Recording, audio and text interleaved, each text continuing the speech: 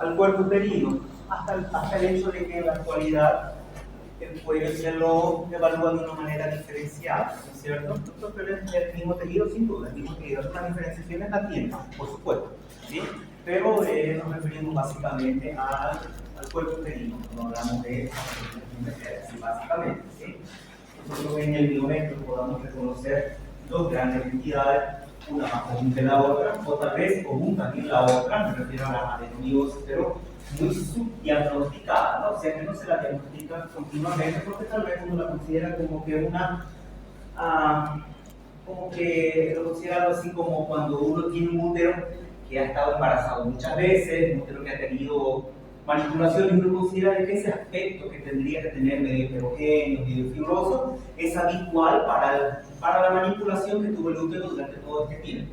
Pero sin embargo, también tenemos frente a señales de adenomiosis, y deberíamos considerarlo, ¿no? Entonces, tal vez la patología esta, la adenomiosis, es muy subdiagnosticada, ¿no? O muy infradiagnosticada, como quiera llamar. Pero la que sí no tenemos sin lugar a duda es el nódulo biometrial, ¿cierto? Dependiendo de su topografía, inmersa en la propia pared, ya sea que esté proyectado un poco hacia afuera o proyectado un poco hacia adentro de la cavidad uterina, entonces nosotros decimos la famosa palabra componente, ¿no?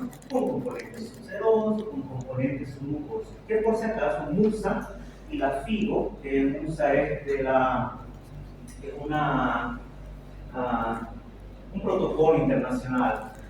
De un tiempo a esta parte, los últimos 15, 20 años, se han venido elaborando protocolos internacionales muy similares a los que quizás tenemos conocido como el ATLS, por ejemplo, ¿no es cierto? Es un protocolo internacional para el manejo de los traumas y las emergencias aquí y en la China, ¿no es cierto? Entonces, así como que se maneja aquí, pues lo manejamos en otro país. Entonces, para hablar del mismo idioma, bueno, A, B, C, D, E, F, ¿no es cierto? Lo mismo se está tratando de hacer, inclusive el GitLab ya lo hizo desde el 2000, ¿no es cierto? Empezaron por aspectos radiográficos, luego aspectos ecográficos, y actualmente desde el 2015 se utilizan los aspectos de resonancia para la mama. Y así se han venido implementando GRADS, ¿no es cierto? Se han venido implementando los ORADS, y así. Entonces, los consensos que se han venido creando son justamente para eso, para tratar de unificar los mismos términos y manejarlos de la misma forma, ¿no? Entonces, la FIGO, la Federación Internacional de Ginecobstetricia, ¿no es cierto?, ha sugerido, ¿no es cierto?, hablar de una forma muy simple las especificaciones exclusivas para el nódulo biometrial. Entonces, habla acerca de su localización, habla de sus márgenes, habla de sus bordes, habla de su proyección hacia afuera o hacia adentro del útero, habla acerca de si tiene sombra, habla acerca de si tiene degeneración quística o áreas de fibrosis o áreas de calcificación, ¿no es cierto? Y por último, habla de su vascularización. Y de acuerdo a su vascularización, nosotros podemos más o menos quizás orientarnos que si estamos hablando de una situación neoplásica maligna o benigna. ¿No es cierto? En este caso, la neoplasia benigna, pues obviamente estamos hablando del leiomioma, o el fibroma, o el mioma comúnmente conocido, ¿no es cierto? Y el otro, el leiomiosarcoma, que sería la contraparte maligna, ¿no es cierto?, de esta normalidad.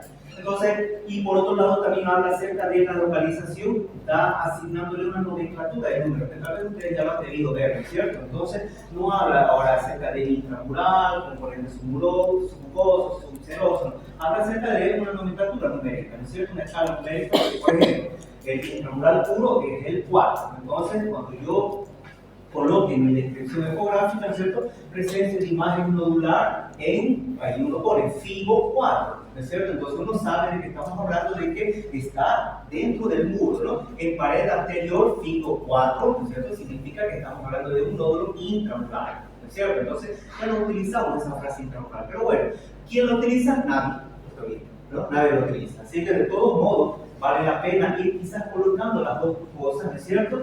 Como que está presente intramural, ¿no es cierto? Y entre paréntesis le ponen FIGO 4, que le pueden poner. Y así vamos a ir un poquito, ¿no?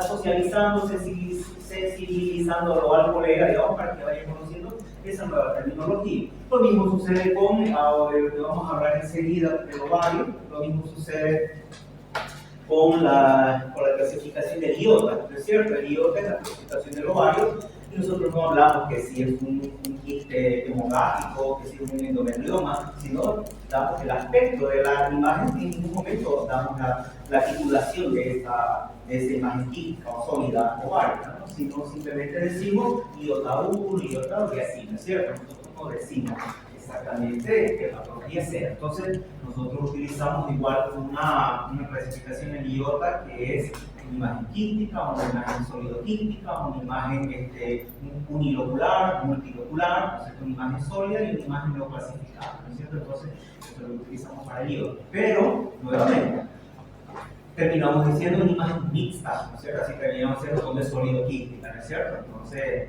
pero vamos a tener que ir avanzando de a poco y, como les digo, tratando de socializar esas nuevas tecnologías. Muy bien, esto ya lo habíamos visto en la anterior clase, ¿no es cierto? Los sangrados anormales que nosotros tenemos, que comúnmente lo conocemos como metrorragia, hoy se debe de nombrar como hemorragias uterinas anormales o sangrados uterinos anormales. Entonces las dos palabras están correctas, sangrado uterino o hemorragia uterina anormal. Y que habían clasificado, ¿no es cierto? La FIO lo había clasificado en dos grandes, ¿no es cierto?, áreas, ¿no? Unas que son de aspecto así metabólico, hormonal y esas cosas, y otras que sí se pueden documentar métricamente, ¿no es cierto? Entonces, el sistema PAL, ¿no es cierto? Pólipos, adenomas y lesiones malignas, ¿no? Entonces, con ese nemotecnismo de PAL, nosotros es una mano, ¿no? La palma de una mano para poder memorizar. Entonces, eso es lo que nosotros vamos a hacer, que es así de aquí en adelante, ¿no?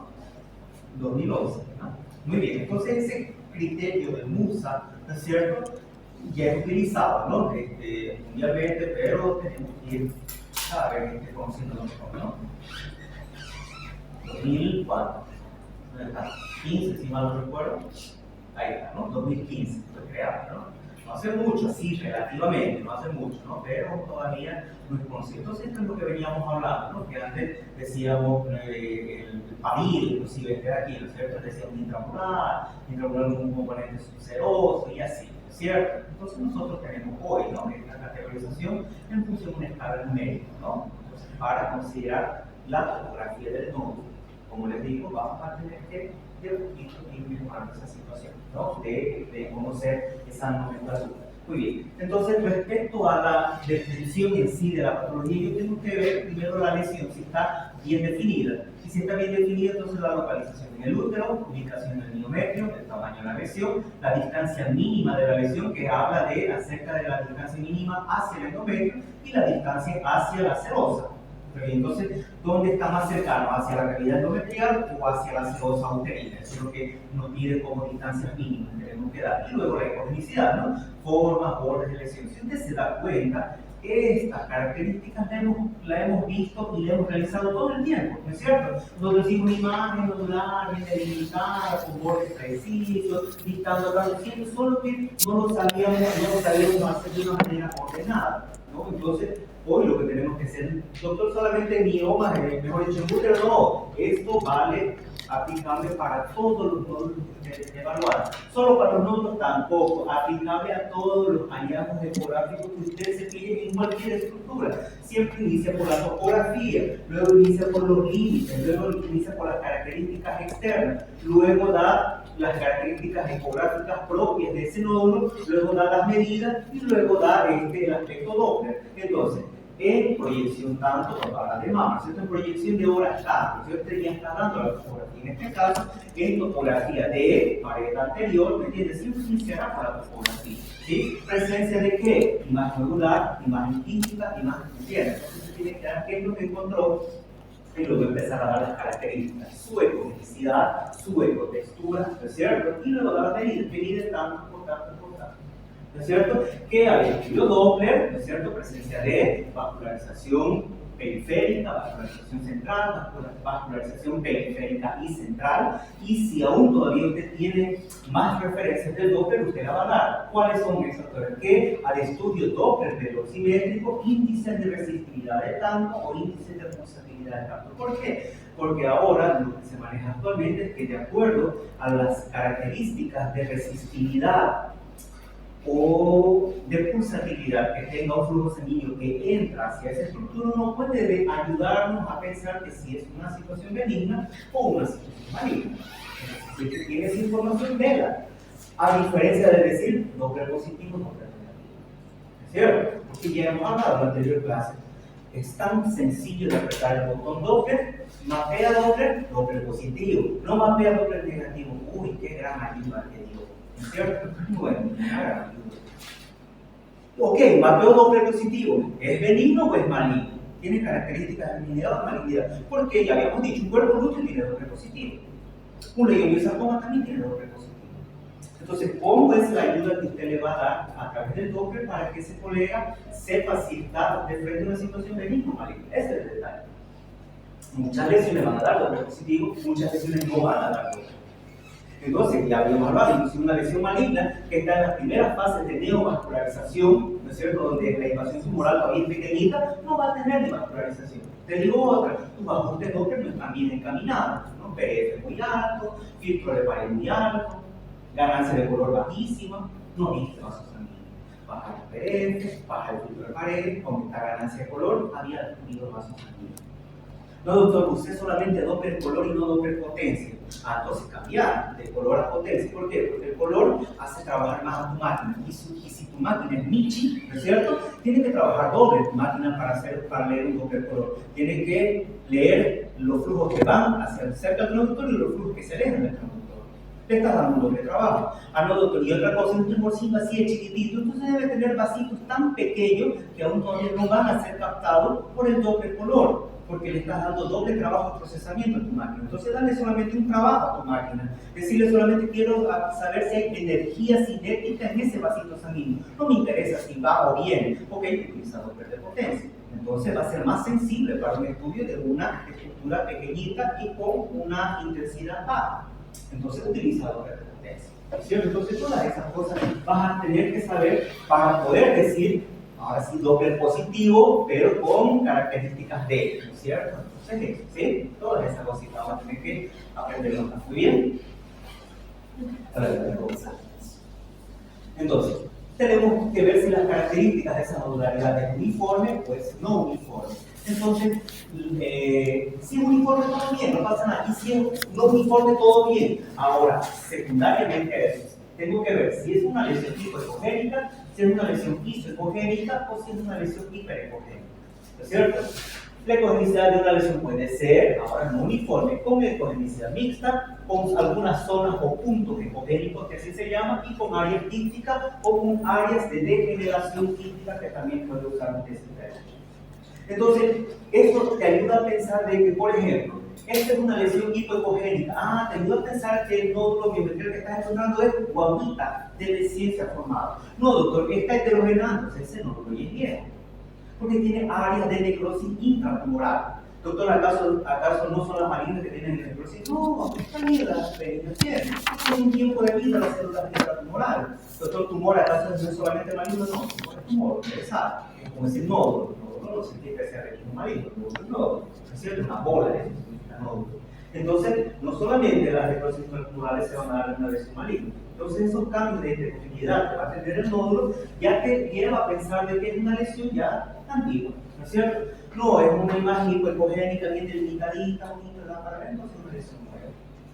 ¿No? Entonces, mientras más áreas de calcificaciones tengan, como dice ahí, ¿no? Son las hipogénicas, ¿no? Entonces tiende a pensar de que ya hay muchas áreas de calcificación, ¿no? Entonces te queda pensar que es una situación crónica, ¿cierto? Muy bien. Y lo mismo con las áreas de degeneración química, ¿no? Te lleva a pensar que son aquellas áreas muertas desvitalizadas de ese nódulo, ¿no es cierto? Que están creando esos espacios que se coleccionan de agua, ¿no? Entonces, esas hallazgos esporádicos, todos estos te hacen pensar de que es un comportamiento ya más antiguo, ¿cierto? Muy bien. Respecto a la vascularización para el miometrio, hay una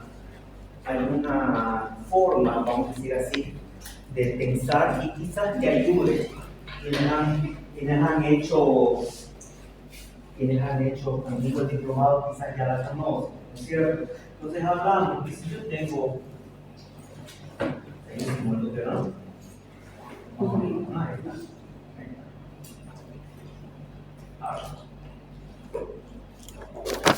útero,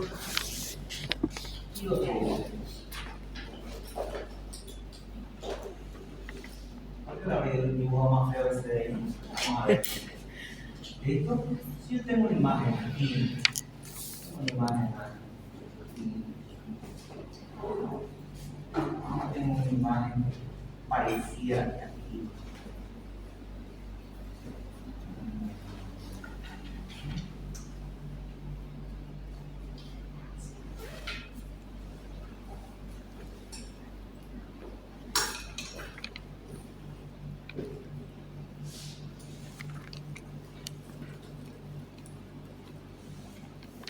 Ok.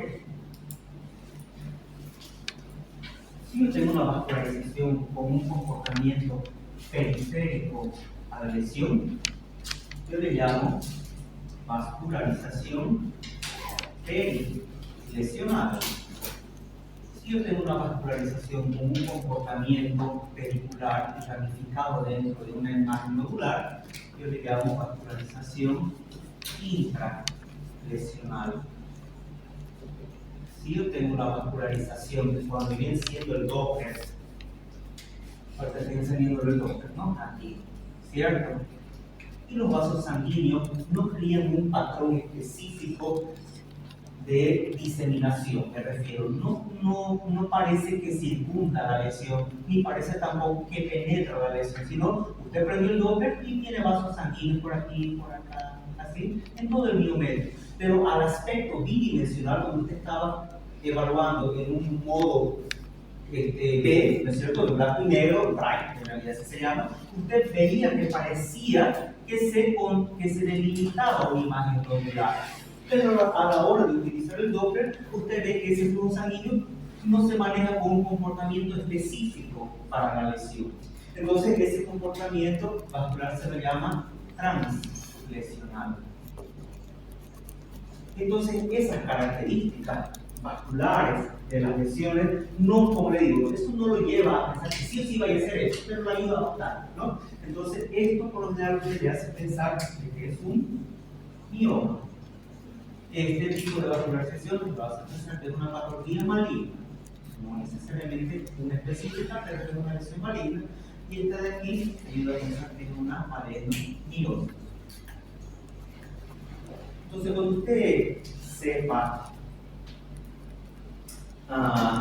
correlacionar ese comportamiento de la vascularización de una lesión, usted podría quizás más o menos orientarse de qué podría estar sucediendo. Entonces, de ya, aquí, por ejemplo, no le está mostrando esto que le estoy mostrando aquí. Aquí simplemente le está mostrando que la vascularización puede ser por afuera, ya sea poquito, ya sea mucho. Le está mostrando que la vascularización puede ser interna, ya sea poquito o ya sea mucho. Pero en ningún momento le está diciendo cuál pareciera ser más benigno o cuál pareciera ser más maligno. No le está diciendo.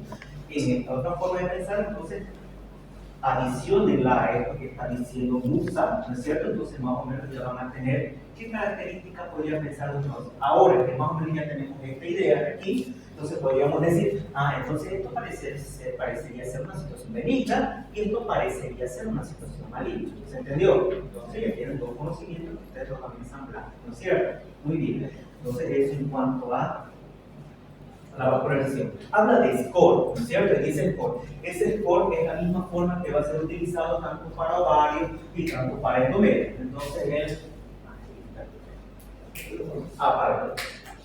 listo. Entonces, el score va a ser así. Score 1 cuando la vascularización es ausente. Van a ver unas particularidades, por ejemplo, en el ovario. En el ovario, cuando usted le ponga Doppler, no significa aquí, por ejemplo, en el dibujito le muestra sin vascularización, le muestra cierta ausencia de vascularización. El score 1 para ovario va a haber vascularización, pero alrededor de la lesión tumoral, ¿es cierto? Solamente fíjense en ovario y ahí se van a dar cuenta. Vascularización 2, ya sea perilesional o intralesional, significa pocos spots vasculares, o sea, pocos puntos vasculares. En la vascularización score 3 va a haber, ya sea periférico o ya sea central, va a haber un poco más de vascularización. Y en el score 4 mucha vascularización, ya sea afuera o ya sea adentro, pero mucha vascularización. ¿Se entiende hasta por ahí? Entonces, ok, para miometrio, por 0, ausencia de, por 1, ausencia de vascularización.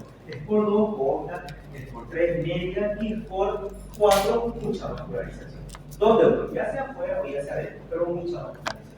Entonces, el hecho de los scores, si se dan cuenta, no necesariamente te lleva a pensar si es benigno o maligno, ¿te diste cuenta? ¿No es cierto? Porque puede ser un score 4 y tranquilamente esto es una vascularización de un mioma.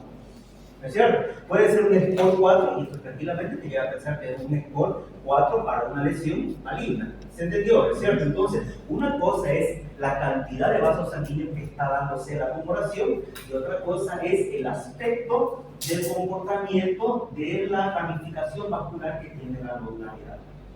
Cuando yo te hablaba de este tipo de aquí que no habíamos tocado mucho este asunto, es porque existe tal grado, existe tal grado de heterogeneidad en ese útero que en algún momento, alguna parte de ese útero confluyó muchas áreas heterogéneas que pareció delimitar un nódulo. Parecía delimitar un nódulo, porque yo lo vi al examen bidimensional, o sea, blanco y negro. A ver, parece que hay una bola ahí en la pared anterior, pero no se delimita muy bien, pero me suena que hay un nódulo ahí. Le voy a poner Doppler. Usted le pone Doppler y ve que no cría un mapeamiento vascular como esto de acá. Es un mapeamiento vascular que está por aquí, está por allá, pero no delimita, ¿no? Esa área nodular. Por otro lado, antes de inclusive poner el Doppler para ver si tiene vascularización, usted debería haber hecho 2 cortes en esta imagen. Porque dice la literatura, nódulo será siempre y cuando se forme ese mismo nódulo en las 2 proyecciones. ¿Y cuáles son las 2 proyecciones o 2 adquisiciones? El longitudinal y el transverso. Si en el ya sea en cualquiera de los dos, si en cualquiera de las 2 proyecciones deja de presentarse ese aspecto de nódulo, entonces significa que no era nódulo. El ejemplo más clásico es en mama. Todos esos islotes adiposos, aquellos islotes adiposos, las cuales ustedes mujercitas no quieren tener, ¿no es cierto? Porque cuando están jovencitas dicen, qué bien que está mi pechito, no es paradito, turgente, porque todos esos ligamentos de Cooper así lo están dando, ¿no es cierto? Entonces hacen de que tenga un tono, ¿no es cierto?, la mama y tenga ese aspecto característico de tener una mama levantadita. Cuando estamos avanzando en edad, ¿no es cierto?, estoy hablando, ¿no es cierto?, esos ligamentos se van debilitando y se liposustituye ese tejido. De ser fibroglandular pasa a ser un tejido liposustituido. O sea, la mama se vuelve más pesada. Entonces la mama cae. Y a ustedes no les gusta eso, ¿no es cierto? No, mi mamá que se cayera, ¿no es cierto? Entonces, antes de que se termine de liposustituir la mama, empiezan a aparecer áreas de liposustitución, islotes, bolitas de grasa. Entonces uno dice, y muchas veces son confundidos con una lesión benigna de mama, que es el fibroadenoma, muchas veces. Entonces, muchas veces hartos islotes de grasa de liposustitución han sido diagnosticados como fibroadenoma. ¿Qué necesitaba? Un poquito más de tiempo, un poquito más de criterio, giras tu transductor, que es el lineal que está utilizando para mama, giras tu transductor y esa bola que se veía en una de las proyecciones, al girar tu transductor, se estira así con un chorizo de grasa. Entonces era simplemente un islote adiposo. Entonces lo mismo aquí, ese mismo recurso ustedes van a utilizar. Ese nódulo se parece igual al nódulo en las 2 proyecciones, sí, entonces es nódulo. Nódulo, se estiró la imagen, se difuminó, ya no se cría esa área bola ahí, entonces esto no era nódulo. Entonces era una área de heterogeneidad focal que simulaba siendo un nódulo. Entonces, una de las características de la adenomiosis es la famosa pseudonodularidad que hay. ¿Cierto? Entonces, muchas áreas pseudonodulares, tal cual inclusive usted describe, sino presencia de áreas heterogéneas, ¿no?, que algunas de ellas simulan, ¿no es cierto?, áreas pseudonodulares. Que al estudio Doppler presenta un patrón translesional. Usted está describiendo una adenomiosis con su flujo. ¿Qué otras cosas destacarán en una adenomiosis? Ya lo vamos a ver. Fíjense que el útero se vuelve más rugoso, ¿no es cierto? Hay una simetría de paredes, se pierde la diferenciación miometro-endométrica, enseguida lo vamos a ver, ¿no es cierto? Entonces, todas esas otras características nos van a ayudar a pensar si es una adenomiosis o era un nódulo, ¿no es cierto? Muy bien. Entonces, más de lo mismo, que aquí le estamos mostrando, ¿eh? Un patrón residencial, un patrón transversal. Muy bien. Entonces, ¿qué pasa? Identifico un nódulo. ¿Será que es un leionioma? ¿Será que es un leiomyosarcoma? ¿Qué vamos a hacer? Entonces, nosotros tenemos que hacer algo que es evaluar la velocidad de crecimiento. Para que les sirva así como como un ejercicio técnico, para todos los nódulos que ustedes encuentren en el pedido, hay criterios basados para cada área del organismo donde uno hay encontrado. Por ejemplo, hay criterios de Barcelona para evaluar un nódulo menor de 1 centímetro en el hígado, por ejemplo, ¿no? Eso es un criterio muy aparte, ¿no? Entonces, y que si es menos de 1 centímetro es criterio ecográfico, que si sobrepasa 1 centímetro es criterio tomográfico y cosas así, pero ese es el criterio de Barcelona en nodularidad de pata. En este caso, una forma general que es aplicable para todos los nódulos que usted encuentre, el nódulo que usted encuentre, usted tendrá que acompañarlo siempre cuando su médico tenga otra conducta, me refiero a su médico tratante, ¿no? Si está con usted es su médico tratante a la vez, entonces usted lo que hace es acompañar ese nódulo. Cualquier cambio que se genere en ese nódulo durante ese año, entonces usted al primer cambio, por supuesto, usted ya va a describirlo, ¿cierto? ¿Y cada cuánto tiempo se hace? No sé, o más adelante. Sí, está aquí, durante un año, ¿no es cierto? Entonces, y déjenme ver si aquí está, ¿no? Entonces, lo que usted tendrá que hacer son controles 4 cada 3 meses, ¿no es cierto? El examen de inicio, al tercer mes, al sexto mes, al noveno mes y al finalizar el año. Entonces, ¿qué es lo que usted tiene que ver? Número 1, el aumento del volumen. Si aumenta más del 25% el volumen de pasar del inicial de ese nódulo, entonces ya es un comportamiento diferenciado, ¿cierto? Ya tiene que tener un poquito más de criterios para definir si tal vez vaya a ser una nodularidad benigna o maligna. ¿Por qué digo vaya a ser? Porque tal vez al principio era un nodulito bien definido, bien hipocogénico, con cara de ser mioma, ¿no es cierto? Entonces todavía no tenía áreas de necrosis, esas cosas. No creció, pero si en el sexto mes, ¿no es cierto? En el tercer, en el segundo evaluación que usted le haga, cambia su aspecto, aumenta el tamaño, entonces es muy probable que tal vez sea una lesión maligna, leiomyosarcoma. Entonces todas las literaturas hablan acerca de las revisiones que se tienen que hacer trimestralmente hasta completar el año.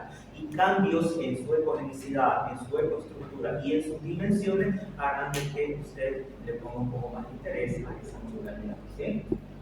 Muy bien, en este caso, ¿no? Ahí le está mostrando una lesión, ¿no?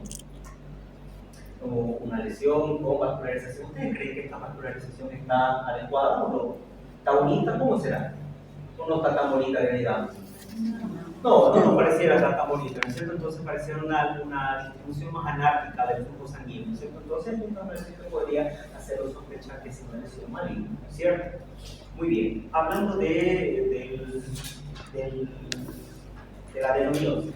La adenomiosis hemos colocado en una imagencita así porque uno de los hallazgos ecográficos es justamente eso, que se llama sombras en abanico o sombras en forma de copa de árbol, ¿no es cierto? Que así se lo llaman. Entonces, aquellos rayos de sol que entran por un árbol robusto, ¿no es cierto? Y pasan algunos rayos de sol a través de la copa del árbol. Entonces, ya se llama sombras en forma de abanico o sombras en forma de copa de árbol, tanto da lo mismo, pero usted no coloca eso en su informe ecográfico, por supuesto, ¿no? Simplemente es léxico de la ecografía, no colocan esas sombras, ¿sí? Entonces usted le pone múltiples imágenes ecogénicas que determinan sombras acústicas posteriores, ¿cierto? Entonces, múltiples focos ecogénicos, ¿no? Entonces esos múltiples focos ecogénicos, múltiples calcificaciones hacen de que se creen esas sombras múltiples y da ese aspecto que tenemos en forma de abanico o en forma de copa de árbol.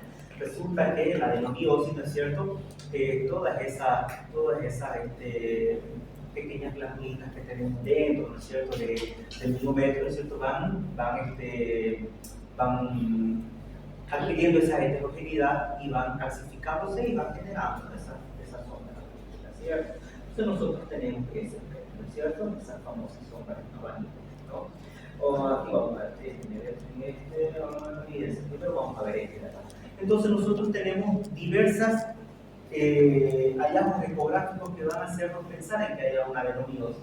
El primer cambio que vamos a encontrar va a ser una simetría de pared, ¿no es cierto? Entonces el área más heterogénea que ustedes puedan encontrar, entonces es la zona más afectada, por eso es que se agranda, ¿no? En tamaño, y eso es lo que tenemos en el inciso A, ¿no es cierto? Luego van a aparecer aquellas áreas quísticas, aquellas áreas de necrosis, ¿no es cierto? Recuerden que la adenomiosis es una invasión del tejido endometrial dentro del miometrio, ¿no es cierto? Eso ya lo sabemos, ¿no? Entonces, cuando El endometrio está siendo sensibilizado en cada ciclo, ¿no es cierto? ¿Qué es lo que pasa en el endometrio? Tenemos un aumento de la actividad glandular endometrial, ¿no es cierto? Y así como la tendríamos, esa misma actividad glandular endometrial en el propio endometrio, también esas áreas glandulares que están dentro del endometrio también van a tener esos cambios. Un endometrio sangra, también esas glandulitas que van a estar impregnadas en el endometrio, pues también sangran.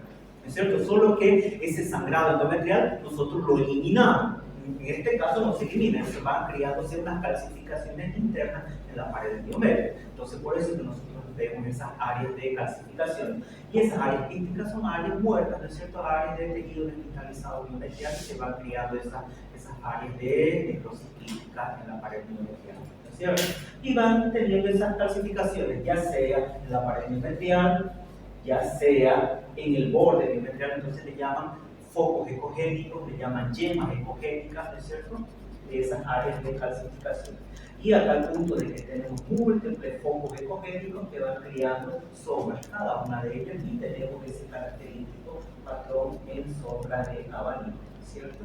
Cuando tenemos múltiples áreas de calcificación. ¿No es cierto? Aquí habla acerca, antes de hablar de esto, ¿no? Aquí habla acerca de la pérdida, ¿no es cierto?, de la transición miometrio-endometrio, ¿no es cierto? En ecografía nosotros le llamamos zona endomicial o endomicio. Eso no lo utilizamos, por si acaso, como descripción ecográfica también, pero para diferenciar lo que es miometrio y endometrio, nosotros decimos zona transicional o también le decimos endomicio. Zona transicional sí es aplicado como descripción, pero endomicio no, solamente utiliza ecográfico. Pero para que si alguna vez lo ven, cuando hablen de endomicio, sepan de que se está hablando de esa zona transicional miometrio-endometrio, ¿no? Entonces, este debería ser el endomicio. En una primera fase, ¿cierto?, se cruza, y en una siguiente fase, pues ese endomicio o esa zona transicional se va perdiendo, al punto de borrarse, ¿cierto? Y se crea totalmente una zona heterogénea que no se sabe cuándo empieza, cuándo termina miometrio, o cuándo empieza, o cuándo termina endometrio, ¿cierto? Y luego, para finalizar, otra también de los hallazgos ecográficos es el patrón translesional de la vascularización, que no delimita, si bien hay una área heterogénea focal, ¿no es cierto? No todo el útero está presentando esas áreas de heterogeneidad, solo se creó una zona que se llama esto de asimetría, y en esa zona de asimetría se creó una área heterogénea focal, que al estudio Doppler, ustedes que no cría un patrón vascular ni periférico, ni ramificado, ni intrahumoral. Entonces es una imagen pseudonodular dada por esas áreas de heterogeneidad focal que se crió en esa zona. Y al estudio Doppler, ustedes que no va a crear una vascularización bien diferenciada, ¿no?, de eso, ¿cierto? Existe otro, no sé si está aquí, no. Existe otro hallazgo ecográfico que habla acerca del aspecto del útero en sí como tal, que lo hace un aspecto sigmoide, que lo llaman, que lo hace tortuoso al útero, o también lo hace retroverso. Entonces, una de las características que habíamos hablado en la anterior clase de un útero retro era saber si tiene adenomiosis. Entonces, porque la adenomiosis cría una deformidad del útero y lo puede hacer uterino, ¿cierto? O tal vez también una forma de S, que también se llama útero sigmoide, ¿cierto? Entonces eso también puede crear la adenomiosis, ¿cierto? Bien. Entonces, todos esos hallazgos ejemplo, las áreas de necrosis quística, las yemas ecogénicas, ¿no es cierto?, los puntos ecogénicos, ¿no?, las sombras en abanico, ¿cierto?, la zona transicional borrada, ¿no es cierto?, miometrio-endometrio no da para delimitar muy bien, lo mismo tenemos acá, ¿no es cierto?, borramiento de la zona transicional, ¿no?, miometrio-endometrio, y las sombras en abanico, ¿no? El patrón translesional, ¿no es cierto?, que habíamos hablado hace un momento, que es característico de las adenomías, ¿no? Lo mismo, explicando eso, ¿no? Hablan acerca de que 2 de esos 6, ¿no es cierto?, ya debería darnos el pie para dar un diagnóstico de adenomiosis. Otra literatura habla que es suficiente con 1. ¿Será que 1? No sé. Yo creo que no lo haría, ¿cierto? No. Es más, en nuestras formas de criteriosas de hacer las cosas, sumamos las cosas, ¿no? Mejor si pido esto, ¿cierto? Porque creen con uno, no, creo que nadie se quedaría tranquilo, ¿cierto? Preferiría encontrar más bien más criterios diagnósticos para definir el caso, ¿cierto? Entonces, así lo dice la literatura. Si tu máquina es de alta gama, con suficiente un hallazgo ecográfico, no lo sé, ¿no? Bueno, ahí está. Lo que habla acerca de los criterios de la FIO dice 2 de esos 6, ¿no es cierto? Pero nivel nosotros, ¿no es cierto? En nuestro medio es preferible encontrar muchos más hallazgos ecográficos para definir el caso, ¿no es cierto? Entonces, asimetría de paredes, geometría heterogénea, sombras y un abanico, o en rayos de sol, ¿no es cierto? Transición endometrio y biometrio más definida, eso es lo que les decía, ¿no es cierto? Útero en signo de interrogación, útero sigmoide, útero en retroverso, ¿no es cierto? O nódulo, entre comillas, una área pseudonodular, ¿no es cierto? Con vascularización transleccional, ¿no? Entonces, eso es lo que definiría el caso. Cualquiera de esos, dice la literatura, otros libros hablan de 2 de esos 6, ¿no es cierto? Pero nosotros preferiríamos encontrar mucho más hallazgo ecográfico, ¿no? Muy bien. Respecto al ovario. Si ovario, podríamos hablar de una botonera, ¿no? Ovario es una de las áreas que más apasiona, ¿no? ¿Por qué tantos hallazgos ecográficos? Y el ovario es feo, ¿no es cierto? Así, o tal vez hay veces nos hace pensar en una cosa que puede ser muy fea, sin embargo no lo es, ¿no es cierto? Ahí tranquilamente ahí podemos todo el mundo pensar en el quiste del moile, ¿no es cierto? Por ejemplo, el famoso teratón. Es exageradamente feo, ¿cierto? Tiene tantas áreas, ¿no es cierto? Que dice que tiene todo de las 3 líneas de la placa genicativa, ¿no es cierto? Endo, meso y ectodermo, entonces tiene pelo, uña y de todo, ¿no es cierto? Entonces sería una área heterogénea tan aberrante que podríamos pensar en que es una lesión maligna. Sin embargo, es simplemente un ovario, ¿no? Entonces, el ovario también tiene unos aspectos de altísima vascularización que también podríamos pensar que es una lesión maligna. Sin embargo, está lo más fisiológico del mundo, ¿no es cierto? Es el famoso patrón, digamos, que se llama del perambulatorio. No necesariamente empezándolo a ver como se llama con el cuerpo lúteo, como que ya no reconocería, pero cuando está en la primera fase del perambulatorio, no necesariamente vamos a ver ya el cuerpo lúteo, pero podríamos ver un ovario aumentado de volumen, ¿no es cierto? Y con vascularización aumentada. Eso es lo que puede pasar en la primera fase del periodo perambulatorio, no necesariamente una lesión maligna de ovario, ¿no es cierto? Entonces el ovario tiene mucho, ¿no es cierto? Mucho detalle, ¿no? Entonces nosotros podemos encontrar aspectos de ovario diferenciados, ¿no? Encontramos folículos y encontramos estromo ovariano o parénquima ovariano, ¿no? Se habla de que en chicas menores de 18 años deberíamos decir estromo ovariano, ¿cierto? En adolescentes, niñas adolescentes. Y en señoras en edad fértil se habla de que deberíamos hablar de parénquima ovariano, ¿cierto? Entonces, pero a tal punto inclusive que en la menopausia, ¿no es cierto? También otra vez volvemos a retomar ese mismo aspecto, ¿no? El aspecto estromal, o también se lo conoce como el aspecto anovulatorio, ¿no es cierto? Cuando el ovario se torna un poquito más hipocondrico, ¿no es cierto? Y sin folículo, entonces ese es el famoso aspecto anovulatorio, ¿no es cierto? Del ovario en la mujer menopausia, ¿no? Entonces el ovario puede tener diferentes presentaciones en función, ¿no es cierto?, al ciclo menstrual o en función, ¿no es cierto?, a la edad de la paciente, ¿no? Entonces va a tener, obviamente, en función de la patología que tenga. Entonces, fíjense, tenemos de todo un poco, ¿no es cierto?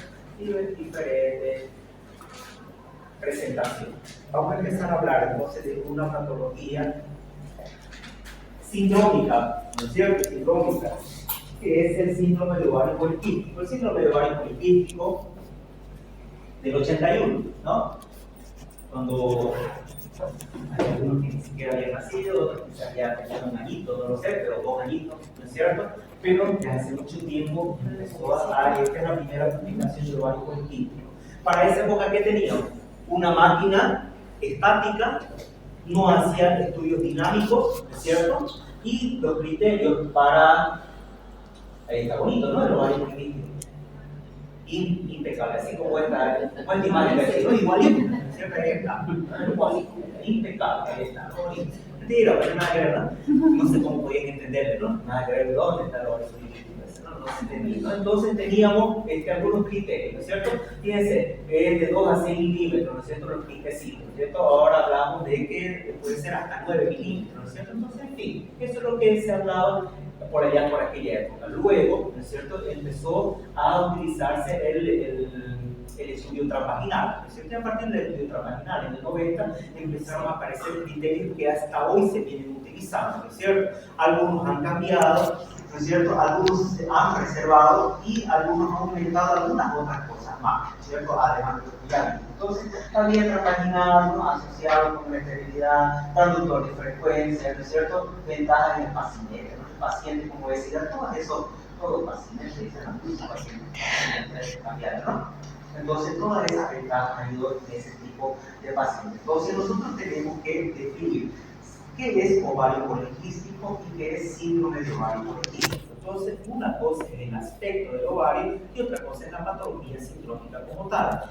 A tal punto así de que en la actualidad, quien ponga ecográficamente síndrome de ovario poliquístico, sabemos de que una de dos, o no le da la gana de aprender, o está azul de antiguo, ¿no es cierto? Que no sabe todavía de lo que ni siquiera está nuevo, ¿no es cierto? Estamos hablando de que se crearon los criterios Rotterdam en el 2003, entonces estamos hablando de que tiene más de 20 años de no reconocer, ¿no es cierto?, o de no darle la gana de cambiar la forma en cómo colocar en su conclusión, porque ya habíamos dicho que para hacer el diagnóstico del síndrome de ovario poliquístico es clínico, laboratorial y hallazgo ecográfico.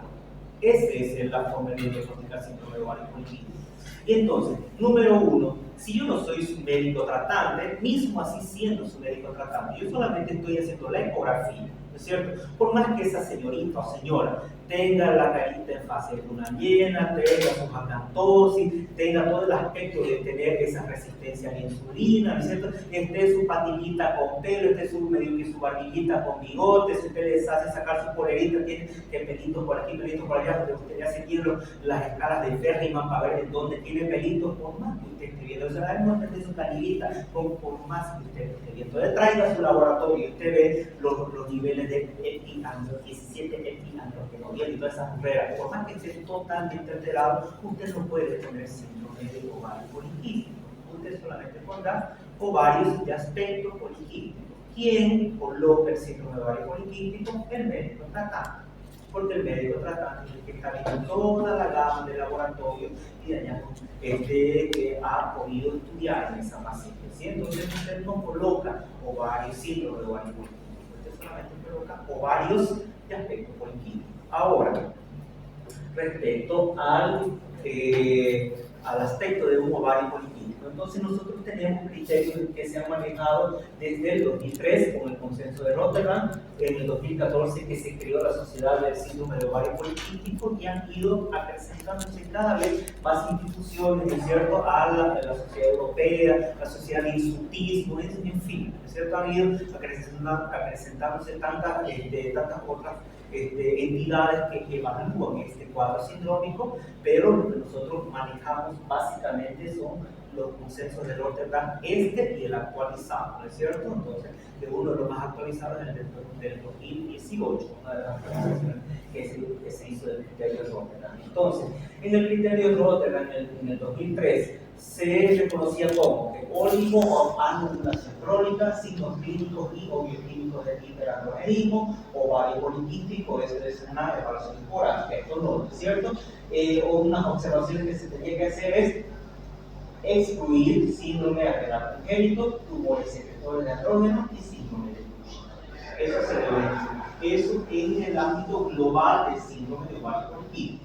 Nosotros nos quedamos con esto, con ovario poliquístico, ¿cierto? Y esas caracterizaciones son las que nosotros vamos a encontrar. Y esto de aquí, esto es lo que se habló en el consenso Rotterdam en el 2003, pero nosotros nos vamos a buscar a esto de acá. Y entonces, esos serían los criterios de Rotterdam en este aspecto de acá. Eso es lo que se tenía que ver, lo que usualmente se maneja, ¿no es cierto?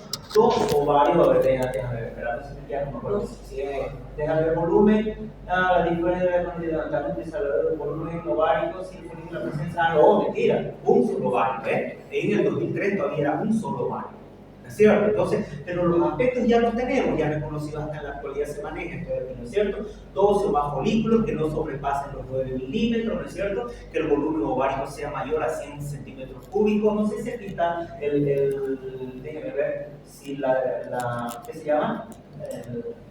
Que si los folículos estaban más en la periferia, creo que no están, ¿no es cierto? Aquí está, ¿no? Ahí, ¿ves? La distribución de los folículos no es relevante. En esta época todavía no se habla de la distribución de los folículos. Actualmente sí, tiene que estar en la periferia y un estroma más epogénico, es lo que dice, ¿no? La literatura, ¿no? Entonces veamos qué es lo que decía en el consenso de Rotterdam para el aspecto del ovario poliquístico. Decía 12 o más folículos de 2 a 9 milímetros, de un volumen de más de 10. Si el folículo mide de más de 10, entonces repetir el examen para calcular el volumen, estamos hablando del folículo, ¿cierto? La presencia de un solo ovario era más que suficiente, la distribución de los folículos no era relevante, la ecogenicidad no era esencial, y no, aquí ya teníamos ya eso, ¿no? La tarea de no utilizar una frase síndrome de ovario poliquístico. Entonces, así inició el consenso de Rotterdam con esos requisitos, ¿no es cierto?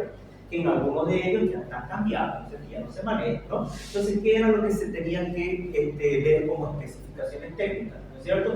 Buenos equipos, entrenamiento, examen por vía transvaginal que era recomendado, inclusive más aún si los pacientes tienen un IMC arriba de 30, ¿no es cierto? Realizar el examen en la fase folicular que es del 3 al 5 día del ciclo, recuento folicular en 2 planos, esto del recuento folicular en 2 planos, ahorita lo vamos a ver en qué consiste, ¿sí? Y la medición de los folículos que tenemos que ser la media de 2 periodos. Entonces, cuando estamos hablando de recuento folicular, en la actualidad existe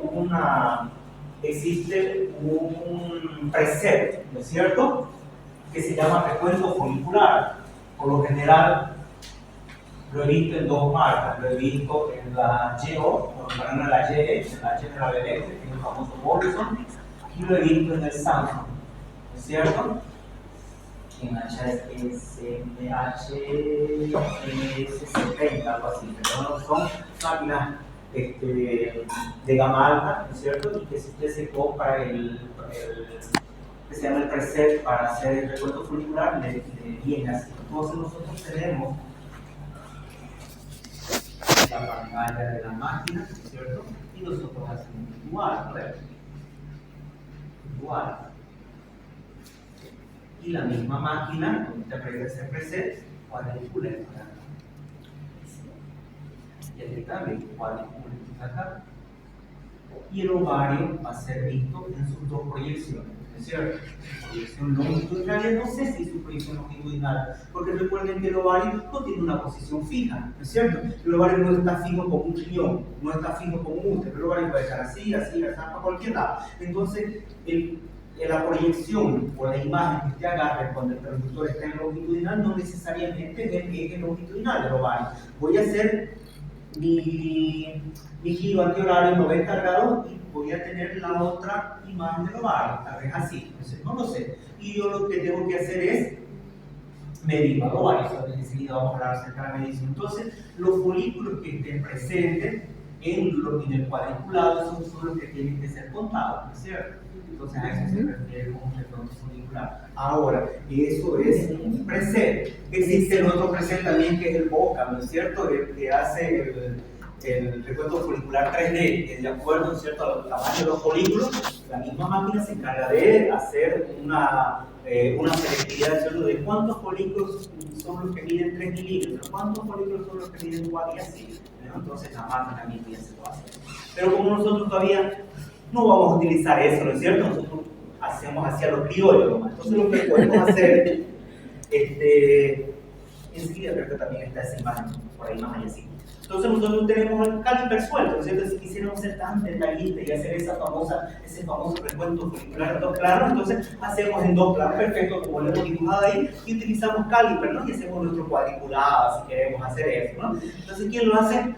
Bueno, para empezar no tengo tiempo, ¿no?, para estar haciendo eso, así que voy a más o menos contar cuántos foliculitos hay en un plano y en el otro plano. Si me da más de 12, todo bien, perfecto, y se acabó el cuento. Entonces terminamos haciendo eso, pero si nosotros quisiéramos apegarnos al protocolo, para empezar tendríamos que tener, como dice ahí, buenos equipos. No lo tengo, perfecto, no, por lo tanto no tengo mi preset para hacer el recuento folicular y por lo tanto debería de ser mi caliper suelto, ¿no es cierto?, mi cuadriculado, y contabilizar cuántos folículos tengo en cada cuadrículo, ¿no es cierto?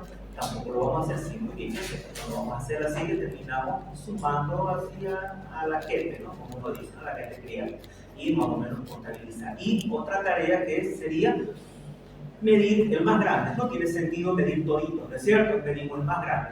Y si el más grande me da menos de 9 milímetros, se acabó. El resto, por lógica, son menores a 9 milímetros, ¿cierto? Eso. Muy bien.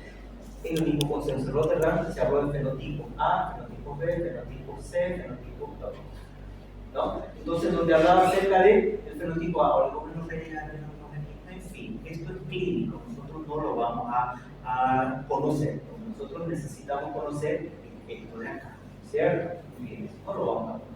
Luego las sociedades de hiperandrogenismo en 2006, las sociedades de ovario poliquístico en 2014, hablan, fíjense, de cosas muy similares, pero pegados más a la clínica, ¿no es cierto? Disfunciones ovulatorias y irregularidades menstruales, ya se habló aquí, ¿no es cierto? Pero también aquí, ¿no es cierto? Ya se habló aquí, en el 2003, entonces no había mucho que hablar de diferente. Hiperandrogenismo, sintonismo de hiperandrogenismo, ovario poliquístico.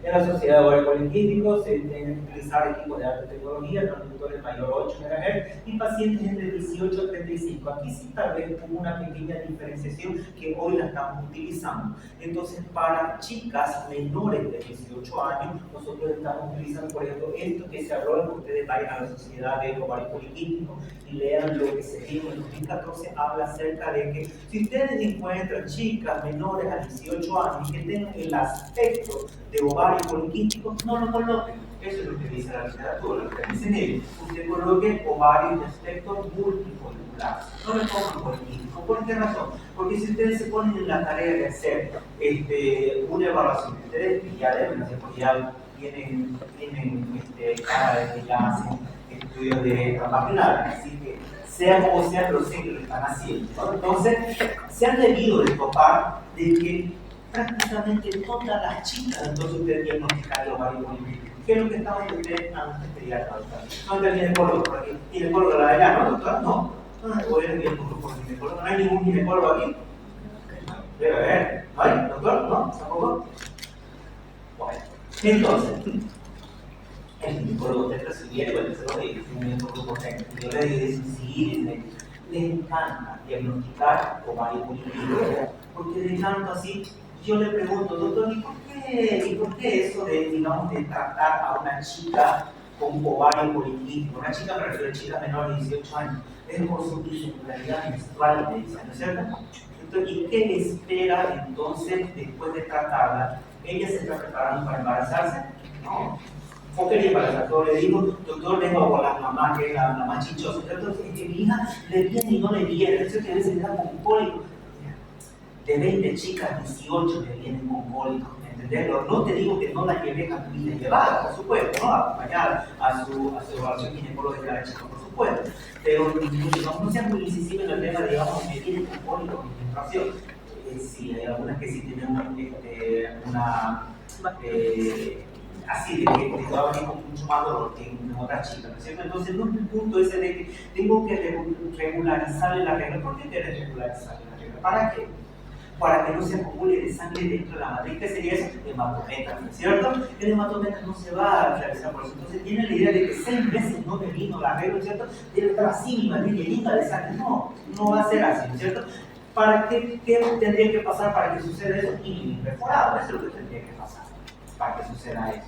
Entonces no se trata de que 6 meses no me vino la regla, de tener todo acumulado de sangre y cavidad uterina, ¿no es cierto? Simplemente no arregló porque esos ciclos menstruales están irregulares. Entonces no hubo ciclos ovulatorios. Así como dicen los criterios, entonces no hubo ciclos ovulatorios. Entonces la pregunta es: ¿por qué quieres darle los famosos anticonceptivos para regularizar la regla? ¿Cuál es tu fin? No lo pregunto yo, ellos lo preguntan. Entonces, no ningún fin perfecto, ningún fin, entonces olvídese, dejen de diagnosticar ovarios poliquísticos en chicas menores de 18, que prácticamente todas tienen ese aspecto. Ovarios grandes que están recién saliendo a la vida fértil, ovarios grandotes, folículos para miembros, ¿no es cierto? Va a encontrar más de 12, ovarios grandes. Quiero prepararla para que quede para saciar a la chica, no, ¿para qué quiere? Regularizar de su pelo, ¿cierto? Entonces, y por último, es que el síndrome de ovario poliquístico, bonita, flaquita, sin acné, síndrome de ovario poliquístico. sin pelito, toda la piña, ¿cierto? Así. ¿Y dónde está el síndrome de ovario poliquístico? El que aquí tratando de un síndrome de ovario poliquístico, no, acá está tratando un síndrome de ovario poliquístico, acá está tratando justamente. Eso es lo que está haciendo, ¿cierto? Entonces, hay que ser criteriosos en esa cosa, ¿no? Entonces, muy bien. Entonces, eso es lo que hablaba ahí en ese concepto. Entonces, chicas menores de 18 años se le pone ovario de aspecto multifolicular. Eso es lo que ellos consideran. Por eso es que pusieron que si el rango está desde los 18 años, los 35 años, que más o menos es la edad fértil, así, ¿no es cierto? Donde tenemos ciclos menstruales regulares, al ciclo de hablar de ovario poliquístico. Ya nos han llegado también, ¿no es cierto? 44 añitos la señorita, ¿no es cierto? Y ahí me ponen a investigar si no va a haber política. No va a tener los 45 añitos si no va a haber política, no lo tiene, ¿no es cierto? Quizás pueda tener un kit, lo que sea, ¿no es cierto? Entonces pues, no va a tener ya síndrome de ovario poliquístico, ¿no? Mucho menos si no tiene el aspecto físico de tener síndrome de ovario poliquístico. Entonces difícilmente vamos a encontrar un ovario poliquístico en una señora de 40 y pedazos años, ¿no es cierto? Por eso es que te marcan esas edades, ¿cierto? Menores de 18, ovario multifolicular, entre 18 y 35, o desencontrar el ovario poliquístico. ¿Sí? Muy bien. Entonces, y la Sociedad del Síndrome de Ovario Poliquístico 2014 habló de esto, ¿cierto? Criterios demográficos. Folículos, en el recuento folicular, folículos más de 25. Ahorita vamos a hablar respecto a esto, ¿cierto? Volumen ovárico mayor de 10, eso se mantiene, ¿no es cierto? Recuento folicular número único de corte, patrón de distribución folicular, hablar ya del patrón de distribución folicular, que eso ya se maneja también hoy, que tiene que ser en la periferia, ¿no es cierto? Tiene que ser distribuido en la periferia. El área del estroma no lo utilizamos, por si acaso se ha visto que no tiene tanta validez científica, entonces el área del estroma ya no se utiliza. Relación entre el área estromal y el área ovárica tampoco ya no se utiliza, ¿no es cierto? Entonces lo que sí quedó de esto es el patrón de la distribución folicular, que tiene que ser periférica. Entonces, usted cuando hace la descripción del aspecto del ovario poliquístico, usted le pone ovario aumentado de volumen mayor a tanto, ¿no es cierto? O le pone, no sé, 18, ¿no? Entonces, y entre paréntesis te pone valor normal hasta 10 centímetros cúbicos, ¿no es cierto? Que es periferia y presencia de múltiples imágenes foliculares dispersas, ¿no es cierto? En el estroma ovariano o dispersas en la periferia del parénquima ovariano, todas ellas menores a 9 milímetros, obviamente usted ya lo midió, ¿no es cierto? O que el mayor de ellos mide 9 milímetros, una cosa así, ¿no es cierto? Haciendo la descripción como ovario poliquístico, ¿no es cierto? Bien. Respecto a esto, ¿cierto? Esto dijeron todos en Latinoamérica, ¿no es cierto? Donde dijeron sí como no, digamos, pero ¿cuándo van a encontrar el recuento folicular mayor a 25? Para no tener las máquinas para conseguir ese recuento folicular, ¿cierto? Entonces no te da falta. Entonces, en este caso, que utilizar el preset del recuento folicular, ¿no? El 3D, ¿cierto? Esto, ni hablar, esto mismo, pero clínico, ni hablar. Consenso de Ámsterdam, ahora en el 2003. Clínico, ¿no es cierto? Hiperandrogenismo esencial, anovulación crónica, irregularidad menstrual y ovario poliquístico de decoración. Hablando acerca de lo mismo, ¿cierto? ¿Y cuáles son? ¿No es cierto? Hiperandrogenismo, ¿cierto? APM, alopecia androgénica y sulfismo, algo que ya conocemos, ¿cierto? Esto de aquí, ¿no es cierto? Ya conocemos. Si nosotros ponemos a hablar de criterio clínico, ya digamos que conocer esto de acá, ¿cierto? No vamos a entrar en detalle. Lo mismo que acá, ¿cierto? Manipulación, hiperandrogenismo, decorar, criterios decorados. Y aquí están, ¿cierto? En la mujer adulta y en la mujer adolescente, ¿no es cierto? La realidad es difícil donde están los criterios de Ferriman, que es el corte de Ferriman. No, nosotros no utilizamos eso, ¿cierto? Nosotros también reconocemos de que debe ser evaluado de una manera diferenciada en la mujer adulta y de una manera diferenciada en las chicas menores de 18 años. Lo utilizamos, el clínico, ¿no es cierto? El corte de Ferriman, ¿no? Muy bien. Entonces, un censo del 2018, ¿qué te dice? Seguimos todavía con los 20 folículos, ¿no es cierto? O más en cada ovario, con 2,9 milímetros de diámetro, por un ovario mayor aquí, prácticamente se repetían algunas cosas. Ahora aquí, por ejemplo, comprobar la ausencia de cuerpo lúteo, quinto o folículo dominante. ¿Por qué? Porque si existe esto, se caen los criterios de ovario poliquístico, ¿no es cierto? Entonces, si nosotros encontramos esto, listo, se acabó. No tendríamos por qué colocar como ovario de efecto político si encontramos alguno de estos hallazgos decorados, ¿cierto? ¿Qué más? Esto es un recuerdo recaliado, déjenme ver, o sea, de volumen, el recuerdo folicular de Octavia, se repetía. se repite lo mismo, ¿cierto? Y entonces ahora respecto a esto, ¿no? El ovario, creo que también ustedes ya lo manejan, solo que vamos a recalcarlo o hacerlo conocer a los colegas que aún todavía no hacen ecografía transvaginal o no necesariamente ecografía transvaginal, sino cualquier otro tipo de ecografía. ¿Cómo es que se miden las cosas? ¿No es cierto? Punto número 1. En ecografía yo tengo un eje mayor. Ah, sí. Tengo un eje menor. Si quieren llámenlo longitudinal y si quieren llámenlo transversal. ¿No es cierto? Que esto lo conseguimos con un corte longitudinal y el eje menor lo conseguimos con un corte transversal. En ovario, como ya habíamos hablado hace un momentito, ¿no es cierto? No tenemos una exactitud, no sé si el primer corte que hice con la primera imagen que hice con mi corte longitudinal, no sé si realmente es el corte longitudinal en sí. Tendría que ser el otro corte más el transverso con el transductor girado antihorario y ver si tal vez ese sea su eje mayor. Entonces no se aplica mucho en ovario, pero una vez teniendo las dos imágenes, ¿no es cierto? Tengo una imagen aquí, una imagen por acá, así, ¿no es cierto? Vamos a poner el transductor estaba en longitudinal y este de aquí estaba el transductor en transversal, ¿no es cierto? Siempre yo tengo que seguir los ejes mayores de la estructura. En el ovario, doctor, no solamente en el ovario, en todas las estructuras, llámese nódulo, llámese quiste, llámese lo que usted se encuentre, siempre usted tiene que guiarse por sus ejes mayores, ¿no es cierto? Entonces, el eje mayor de esta imagen es esta de acá. No sé si será transversal todavía. El eje mayor de esta imagen es esta de acá. ¿Ustedes coinciden conmigo? ¿Son sus ejes mayores? ¿Cierto? ¿No es cierto? Muy bien. Ahora yo cuando esté viendo aquí los distancia 1, distancia 2, dice, ¿no es cierto? Yo me fijo cuál de los dos tiene el eje mayor. Entonces vamos a poner este que lo conseguí en corte longitudinal, decía 3.1. Y esta imagen que se consiguió en el corte transversal dice 3.5. ¿Cuál va a ser el eje mayor entonces? El 2, el que se consiguió con el corte transversal. Entonces, para que se fijen, no siempre el corte longitudinal coincidirá con la posición longitudinal del transductor. Entonces, tengo que sí o sí hacer en las dos proyecciones, longitudinal y transverso, y voy a medir sus dos ejes mayores. El eje mayor que me dé, ese va a ser el dominante. En este caso, se quedará como longitudinal. Lo que me toca a continuación es, en esta imagen, hago su correcto. Entonces también el eje mayor. No, doctor, ¿y por qué no lo midió aquí? ¿Por qué? ¿Por qué no? Porque no es el eje mayor de ese corte. Muy bien, entonces siempre ustedes busquen el eje mayor en cualquier corte que ustedes quieran hacer. Entonces, por lo tanto, va a ser aquí. ¿Qué me queda? Entonces, esta ya fue medida, sí, ya fue medida. Entonces, esto va a ser el longitudinal, este va a ser el anterior-posterior y este quedará como el transverso.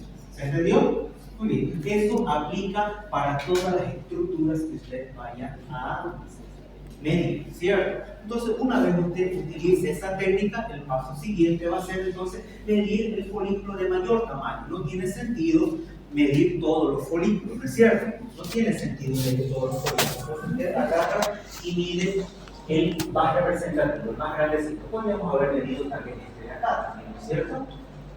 Este aquí no, porque hay 3, ¿no es cierto? No es que sea 1, hay 3, ¿no? Entonces esto. Entonces 7.1 milímetros, ¿no? Medio 4, 18.6, ¿no? El volumen. Entonces aquí fue el longitudinal, aquí fue el anterior-posterior y aquí fue el transverso. Entonces medimos el folículo de mayor tamaño. Y ahí yo tengo entonces un ovario derecho perfecto políclico. Fíjense que la distribución de los folículos es la perfecta, ¿no es cierto? Todos los, si sumamos 1, 2, 3, 1, ahí 20, como mínimo ahí, ¿no es cierto? 20 como sumados en las dos potencias, ¿cierto? Entonces, de esa forma más o menos deberíamos nosotros contabilizar los folículos y hacer predicciones en ese ovario, ¿ok?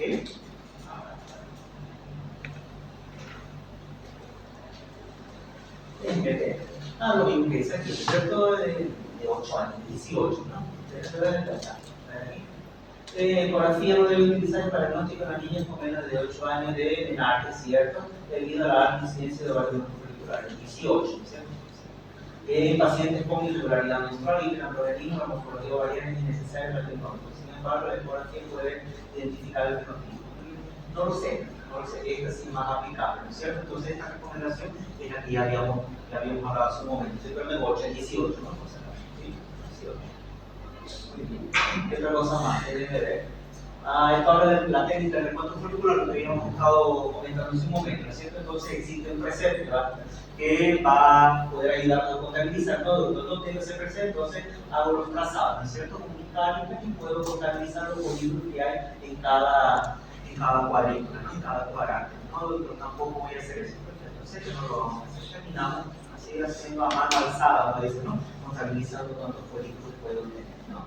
Esto de aquí es algo que ya habíamos visto, ¿no es cierto? El TUI, el tomográfico, ¿no es cierto?, que también te da un conteo total de cuántas imágenes moleculares, ¿no?, en boca, ¿no es cierto?